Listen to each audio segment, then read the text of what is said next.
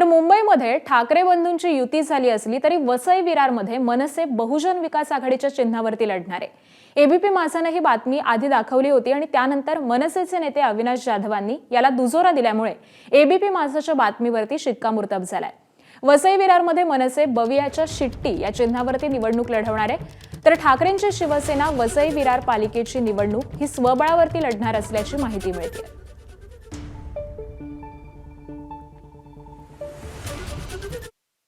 आम्हाला जर भारतीय जनता पक्षाला रोखायचं असेल ना तर बहुजन विकास आघाडीसोबत जावंच लागेल। आणि त्यांचे 109 नगरसेवक होते, 109 नगरसेवक होते, त्यांची प्रचंड मोठी ताकद आहे। तुम्हाला असं वाटत असेल की आमदारकीला त्यांचे आमदार पडले म्हणून त्यांची ताकद कमी झाली आहे, तर अशी कुठलीही तीळमात्र गोष्ट तिथे नाही आहे। कारण मी स्वतः तिथे वसई विरारमध्ये ग्राउंडला काम करतो।